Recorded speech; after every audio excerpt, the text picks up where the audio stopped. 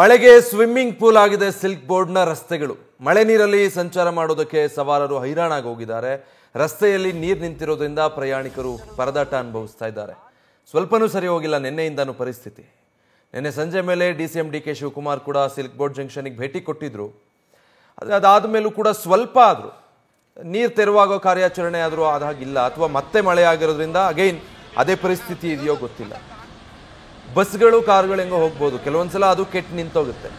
Two ವೀಲರಲ್ಲಿ ಬರೋರು ಆಟೋಗಳು ಪಡಬಾರ್ದು ಪಡ್ತಿದ್ದಾರೆ. ರಸ್ತೆಯಲ್ಲಿ ಹೇಗೆ ಪಾಸ್ ಆಗೋದು ಅಂತ. ಸ್ವಿಮ್ಮಿಂಗ್ ಪೂಲ ಇದು ರೋಡಾ ಅಂತ ಅನ್ಸುತ್ತೆ ನೋಡಿದ್ರೆ. ನಿಮಗೆ ಅಷ್ಟು ದೊಡ್ಡ ಪ್ರಮಾಣದಲ್ಲಿ ನೀರು ನಿಂತಿರೋದು. ಕೆಲವು ಗಾಡಿಗಳು ರಸ್ತೆಯಲ್ಲಿ ನೀರು ನೋಡ್ತಿದ್ದಾಗ ಅಲ್ಲೇ ನಿಲ್ಲಿಸ್ಕೊಂಡ್ಬಿಡ್ತಿದ್ದಾರೆ. ಆದರೆ ಹಿಂದೆ ಮತ್ತೆ ಕಿಲೋಮೀಟರ್ ಗಟ್ಟಲೆ ಟ್ರಾಫಿಕ್ ಜಾಮ್ ಆಗುತ್ತೆ ನೋಡಿ. ಬಸ್ಗಳು ಒಂದಾದ್ಮೇಲೆ ಒಂದು ಬಸ್ಗಳು ಹೋಗ್ತಾ ಇದೆ, ಅಲ್ಲಿ ಧೈರ್ಯ ಮಾಡಿ ಹೋಗ್ತಿದ್ದಾರೆ. ಹಿಂಗೆ ಹೋಗ್ತಾ ಇದ್ದಿದ್ದು ಬಸ್ಸು ಒಂದು ಕೆಟ್ಟು ನಿಂತಿದೆ, BMTCದು ಎಲೆಕ್ಟ್ರಿಕ್ ಬಸ್ಸು. ಸ್ವಲ್ಪ ನೀರಿದೆ ಹೋಗ್ಬಿಡೋಣ ಅಂತ ಮುಂದಕ್ಕೆ ಬಂದು ಬಸ್ಸಲ್ಲಿ ಇದ್ದಕ್ಕಿದ್ದಾಗೆ ಹೊಗೆ ಕಾಣಿಸ್ಕೊಂಡ್ಬಿಡ್ತು. ಬಸ್ ಒಳಗಿದ್ದ ಪ್ರಯಾಣಿಕರಿಗೆಲ್ಲ ಫುಲ್ ಆತಂಕ ಆಗಿ ಅವರನ್ನೆಲ್ಲ ತಕ್ಷಣ ಅಲ್ಲಿಂದ ಕೆಳಗಿಳಿಸಿ ನೀರ್ ಮಧ್ಯ ಅವರೆಲ್ಲ ಇಳ್ಕೊಂಡು ಮತ್ತೆ ಹೋಗಿ ಫುಟ್ಪಾತ್ ಮೇಲೆ ನಿಂತಿದ್ರು. ದ್ವಿಚಕ್ರ ವಾಹನ ಸವಾರರು ಒಂದಷ್ಟು ಜನ ಪಾಸ್ ಆಗ್ಬಿಡೋಣ ಅಂತ ಬಂದವರು ಅಲ್ಲೇ ಅರ್ಧಕ್ಕೆ ಸಿಕ್ಕಾಕೊಂಡು ನಿಂತಿದ್ದಾರೆ. ಸಿಲ್ಕ್ ಬೋರ್ಡ್ ಜಂಕ್ಷನ್ ಅಲ್ಲಿ ಆಗಿರೋ ಅವಾಂತರ ಇದು.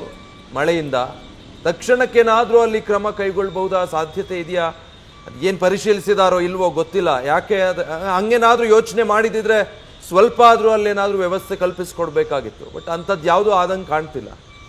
ಅಲ್ಲಿಗೆ ಮೋಟ್ರ್ ಹಾಕಿ ಅಟ್ಲೀಸ್ಟ್ ನೀರಾರು ತೆರವುಗೊಳಿಸ್ಬೇಕಾಗಿತ್ತು. ಇಲ್ಲ ಅಲ್ಲಿ ನೀರು ಹೋಗೋದಕ್ಕೆ ವ್ಯವಸ್ಥೆ ಇದೆ, ಅದು ತಾತ್ಕಾಲಿಕವಾಗಿ ಏನಾದರೂ ಬಂದಾಗೋಗಿದೆ ಅಂದರೆ ಅದನ್ನಾದರೂ ತೆಗೆದು ನೀರು ಹೋಗೋದಕ್ಕೆ ವ್ಯವಸ್ಥೆ ಮಾಡಬೇಕಾಗಿತ್ತು. ಯಾವ ರೀತಿ ಆಪ್ಷನ್ಸ್ ಕೂಡ ಸಿಲ್ಕ್ ಬೋರ್ಡಲ್ಲಿ ಟ್ರೈ ಮಾಡ್ದಂಗೆ ಕಾಣ್ತಿಲ್ಲ. ಅದರ ಪರಿಣಾಮ ನೀರು ನಿಂತಲ್ಲೇ ನಿಂತಿದೆ. ಮಳೆ ಇನ್ನೂ ಬರ್ತಾನೆ ಇದ್ರೆ ಅದು ನೀರಿನ ಪ್ರಮಾಣ ಹೆಚ್ಚಾಗ್ತಾ ಹೋಗುತ್ತೆ. ಅಂಡರ್ ಪಾಸ್ಗಳು, ತಗ್ಗು ಪ್ರದೇಶದಲ್ಲಿರುವಂತಹ ರಸ್ತೆಗಳು, ಇಲ್ಲೆಲ್ಲ 2 ಅಡಿ 3 ಅಡಿ ಸ್ವಿಮ್ಮಿಂಗ್ ಪೂಲ್ ತರ ನೀರು ನಿಂತಿದೆ. ಇನ್ನು ಈ ಸಾಯಿ ಲೇಔಟ್ನ ನಿವಾಸಿಗಳಿಗಂತೂ ಆರೋಗ್ಯದ ಸಮಸ್ಯೆ ಎದುರಾಗ್ಬಿಟ್ಟಿದೆ. ಶೀತ, ಕೆಮ್ಮು, ನೆಗಡಿ, ಜ್ವರ ಸೇರಿದ ಹಾಗೆ ಚರ್ಮದ ಸಮಸ್ಯೆಗಳು ಕಾಣಿಸ್ಕೊಳ್ತಾ ಇದೆ.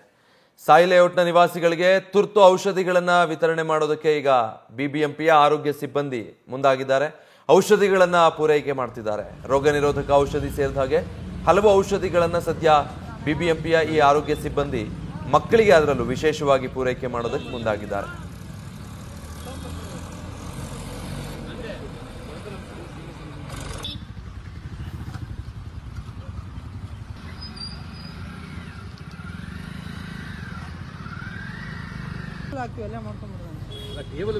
ಸಾಯಿ ಲೇಔಟ್ ನಿಂದ ನಮ್ಮ ಪ್ರತಿನಿಧಿ ಸತ್ತಾರ್ ಲೈವ್ ನಲ್ಲಿ ಜಾಯ್ನ್ ಆಗ್ತಾ ಇದ್ದಾರೆ. ಸತ್ತಾರ್, ನೀವು ಮಳೆ ಶುರುವಾದಾಗಿಂದ ಸಾಯಿ ಲೇಔಟ್ ನಿಂದ ರಿಪೋರ್ಟ್ ಮಾಡ್ತಿದ್ದೀರಾ. ಸ್ವಲ್ಪ ಏನಾದ್ರೂ ಸುಧಾರಿಸಿದ್ಯಾ ಪರಿಸ್ಥಿತಿ, ಅಥವಾ ಇನ್ನು ವರ್ಸ್ಟ್ ಅನ್ನೋ ಸಿಚುವೇಶನ್ ಅಲ್ಲಿ ಕಾಣಿಸ್ತಾ ಇದೆಯಾ? ಜೊತೆಗೆ ಈಗ ಆರೋಗ್ಯ ಸಮಸ್ಯೆ ಬೇರೆ ಕಾಣಿಸ್ಕೊಳ್ತಾ ಇದೆ ಅಲ್ಲಿನ ನಿವಾಸಿಗಳಿಗೆ ಅಂತ, ಏನಾಗ್ತಾ ಇದೆ?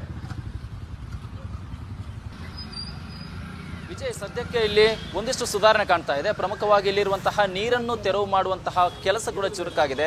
ಮೊದಲಿಗೆ BBMP ಮತ್ತು ಅಗ್ನಿಶಾಮಕ ಸಿಬ್ಬಂದಿಯಿಂದ ಮಾತ್ರ ಈ ಒಂದು ನೀರನ್ನು ತೆರವು ಮಾಡುವಂತಹ ಒಂದು ಕೆಲಸ ಆಗ್ತಾ ಇತ್ತು. ಬಟ್ ಇದೀಗ ಸಿವಿಲ್ ಡಿಫೆನ್ಸ್ ಅಧಿಕಾರಿಗಳು, ಸಿವಿಲ್ ಡಿಫೆನ್ಸ್ ಸಿಬ್ಬಂದಿ ಕೂಡ ಕೈ ಜೋಡಿಸಿರುವುದರಿಂದ ನೀರಿನ ತೆರವು ಕಾರ್ಯ ಬಾರಿ ಚುರುಕಾಗ್ತಾ ಇದೆ. ನಿಮ್ಗೆ ದೃಶ್ಯದಲ್ಲಿ ತೋರಿಸ್ತಾ ಹೋಗ್ತೀನಿ. ಮೊದಲಿಗೆ ಇಲ್ಲಿರುವಂತಹ JCB ಮೂಲಕ ನೀರಿನ ತೆರವು ಕಾರ್ಯ ಆಗ್ತಾ ಇದೆ. ಬಟ್ ಇಲ್ಲಿ ಯಾವಾಗ ಈಗ ಸದ್ಯಕ್ಕೆ ನೀರಿನ ಪ್ರಮಾಣ ಕಡಿಮೆ ಆಗಿದೆ. ಬಟ್ ಇಲ್ಲಿ ಕೇವಲ 1 ವಾರದ ಅಂತರದಲ್ಲಿ 3 ಬಾರಿ ಈ ಒಂದು ಏರಿಯಾ ಜಲಾವೃತ ಆಗುತ್ತೆ. ಇಲ್ಲಿರುವಂತಹ ರಾಜಕಾಲುವೆ ನೀರು ಮನೆಗಳಿಗೆ ನುಗ್ಗುತ್ತೆ. ಕೇವಲ ವಾರದ ಅಂತರದಲ್ಲಿ 3 ಬಾರಿ ಆಗಿರೋದ್ರಿಂದ ಜನರಿಗೆ ಇದೀಗ ಅನಾರೋಗ್ಯ ಕೂಡ ಕಾಡ್ತಾ ಇರುವಂತದ್ದು. ಶೀತ, ಕೆಮ್ಮು, ನೆಗಡಿ ಸೇರಿದಂತೆ ಹಲವು ರೀತಿಯ ಅನಾರೋಗ್ಯ ಕಾಡ್ತಾ ಇರೋದ್ರಿಂದ ಜನರಿಗೆ ಮೆಡಿಕಲ್ ಟ್ರೀಟ್ಮೆಂಟ್ ಬೇಕಾಗಿತ್ತು. ಈ ಒಂದು ಸಂದರ್ಭದಲ್ಲಿ ಇದೀಗ ಸಿವಿಲ್ ಡಿಫೆನ್ಸ್ ಸಿಬ್ಬಂದಿ ಏನ್ ಮಾಡ್ತಾರೆ, ಅವರಿಗೆ ಜನರಿಗೆ ಬೇಕಾದಂತಹ ಮೆಡಿಕಲ್ ಫೆಸಿಲಿಟಿಯನ್ನು ಕಲ್ಪಿಸಿದ್ದಾರೆ. ಅದ್ರ ಜೊತೆಗೆ ಯಾವಾಗ ಈ ಒಂದು ಜನರು ಸಂಕಷ್ಟಕ್ಕೆ ಸಿಲುಕಿದ್ರು ಆ ಒಂದು ಸಂದರ್ಭದಲ್ಲಿ ಇಲ್ಲಿರುವಂತಹ ಅಂದ್ರೆ ಸಾಯಿ ಲೇಔಟ್ ಯಾವಾಗ ಕಂಪ್ಲೀಟ್ ಆಗಿ ಜಲಾವೃತ ಆಗೋಕೆ ಶುರುವಾಯಿತೋ ಆ ಒಂದು ಸಂದರ್ಭದಲ್ಲಿ ಮೊದಲಿಗೆ ಇಲ್ಲಿ ವಿದ್ಯುತ್ ಅನ್ನು ಸ್ಥಗಿತ ಮಾಡಿದ್ರು, ನೀರಿನ ಕನೆಕ್ಷನ್ ಕೂಡ ತೆಗೆದಿದ್ರು. ಅಂದ್ರೆ ಇವರಿಗೆ ಸದ್ಯಕ್ಕೆ ಈಗ ಕುಡಿಯಲು ನೀರು ಕೂಡ ಇರಲಿಲ್ಲ. ಯಾವಾಗ ಈ ಒಂದು ವಿಚಾರ ಬೆಳಗ್ಗೆಯಿಂದ ಕೂಡ ನ್ಯೂಸ್ ಫಸ್ಟ್ ಈ ಒಂದು ವಿಚಾರ ಪ್ರಸ್ತಾಪ ಮಾಡಿತ್ತು. ಬಟ್ ಇದೀಗ ನೀರಿನ ವ್ಯವಸ್ಥೆಯನ್ನು ಕೂಡ ಸಿವಿಲ್ ಡಿಫೆನ್ಸ್ ಸಿಬ್ಬಂದಿ ಮಾಡಿದ್ರು. ಅದರಲ್ಲಿ ಪ್ರಮುಖವಾಗಿ ನಾವು ಅವಾಗೊಂದು ವಿಚಾರವನ್ನು ಕೂಡ ಮಾರ್ನಿಂಗ್ ಒಂದು ಪ್ರಸ್ತಾಪ ಮಾಡಿದ್ವಿ. ಇಲ್ಲಿರುವಂತಹ ಅಂದ್ರೆ ಪೇಷಂಟ್ ಒಂದಿಷ್ಟು ಇದ್ರು, ಅವರಿಗೆ ಜ್ವರದಿಂದ ಬಳಲ್ತಾ ಇದೆ, ಅವರಿಗೆ ಬಿಸಿ ನೀರಿನ ವ್ಯವಸ್ಥೆ ಆಗಬೇಕು ಮಾಡಬೇಕಾಗಿತ್ತು. ಮನೆಯಲ್ಲಿ ಯಾವುದೇ ರೀತಿಯ ವ್ಯವಸ್ಥೆ ಇಲ್ಲ, ಯಾಕಂದ್ರೆ ಒಂದು ಕಡೆ ವಿದ್ಯುತ್ ಕಂಪ್ಲೀಟ್ ಆಗಿ ತೆಗೆದಿದ್ದಾರೆ, ಮತ್ತೆ ಮನೆಯಲ್ಲಿ ನೀರು ಇರೋದ್ರಿಂದ ಅವ್ರು ಗ್ಯಾಸ್ ಆನ್ ಮಾಡೋಕ್ಕೂ ಭಯ ಪಡುವಂತ ಸನ್ನಿವೇಶ ಇದೆ. ಅಂತ ಟೈಮ್ನಲ್ಲಿ ಅವ್ರಿಗೆ ಬಿಸಿಲಿನ ವ್ಯವಸ್ಥೆ ಮಾಡಬೇಕಾಗಿತ್ತು. ಈ ಒಂದು ವಿಚಾರವನ್ನು ಖುದ್ದು ನ್ಯೂಸ್ ಫಸ್ಟ್ ಮಾರ್ನಿಂಗ್ ಪ್ರಸ್ತಾಪ ಮಾಡಿತ್ತು. ಇದೀಗ ಸಿವಿಲ್ ಡಿಫೆನ್ಸ್ ಸಿಬ್ಬಂದಿ ಆ ಒಂದು ವ್ಯವಸ್ಥೆಯನ್ನು ಕೂಡ ಮಾಡಿದ್ದಾರೆ. ಯಾರಿಗೆ ತುಂಬಾ ನೀಡಿದೆಯೋ ಅವರಿಗೆ ಬಿಸಿಲಿನ ವ್ಯವಸ್ಥೆಯನ್ನು ಕೂಡ ಮಾಡಿದ್ದಾರೆ. ಇನ್ನು ನೆಲಮಹಡಿಯಲ್ಲಿ ಸರಿಸುಮಾರು 400 ಜನರನ್ನು ಇದುವರೆಗೆ ರಕ್ಷಣೆ ಮಾಡಲಾಗಿದೆ. ಬಟ್ ಇಲ್ಲಿ 4-5 ಏರಿಯಾ ಜಲಾವೃತ ಆಗಿರೋದ್ರಿಂದ ಯಾವ ಏರಿಯಾದಲ್ಲಿ ಸಮಸ್ಯೆ ಆಗಿದೆ ಅನ್ನೋದು ಕೂಡ ಗೊತ್ತಾಗ್ತಿರ್ಲಿಲ್ಲ. ಯಾಕಂದ್ರೆ ಸಿವಿಲ್ ಡಿಫೆನ್ಸ್ ಒಂದಿಷ್ಟು ಮಾತ್ರ ಕಾಂಟ್ಯಾಕ್ಟ್ ಮಾಡ್ತಾ ಇದ್ರು. ಯಾರು ಇಲ್ಲಿ ಸ್ಥಳೀಯರಿದ್ದಾರೋ, ಯಾರು ಸಂಕಷ್ಟಕ್ಕೆ ಸಿಲುಕಿದ್ರು ಅವ್ರು ಮಾತ್ರ ಕಾಂಟ್ಯಾಕ್ಟ್ ಮಾಡ್ತಾ ಇದ್ರು. ಅದ್ರ ಜೊತೆಗೆ ಹೊರ ರಾಜ್ಯದಿಂದ ಬಂದವರು ಅವ್ರ ಸಮಸ್ಯೆಗೆ ಸಿಲುಕಿದ್ರು ಕೂಡ ಅವರಿಗೆ ಕಾಂಟ್ಯಾಕ್ಟ್ ಮಾಡಲು ಸಾಧ್ಯ ಆಗ್ತಾ ಇರಲಿಲ್ಲ. ಬಟ್ ಇದೇ ಕಾರಣಕ್ಕೆ ಇದೀಗ ಸಿವಿಲ್ ಡಿಫೆನ್ಸ್ ಸಿಬ್ಬಂದಿ ಕೂಡ ನೇರವಾಗಿ ಅವರ ಮನೆಗಳಿಗೆ ಹೋಗಿ ಅವರನ್ನು ಅವರಿಗೆ ಧೈರ್ಯ ತುಂಬಿ ಅವ್ರನ್ನ ರಕ್ಷಣೆ ಮಾಡುವಂತಹ ಒಂದು ಕೆಲಸ ಆಗ್ತಾ ಇದೆ. ಈ ಒಂದು ಕಡೆ JCB ಮೂಲಕ ಈ ಒಂದು ರಕ್ಷಣಾ ಕಾರ್ಯ ಆಗ್ತಾ ಇದೆ. ಹಾಗಾದ್ರೆ ಸಮಸ್ಯೆಗೆ ಸಿಲುಕಿದವರು ಏನ್ ಮಾಡಬೇಕು ಅನ್ನೋದನ್ನು ಕೂಡ ನೋಡೋದಾದ್ರೆ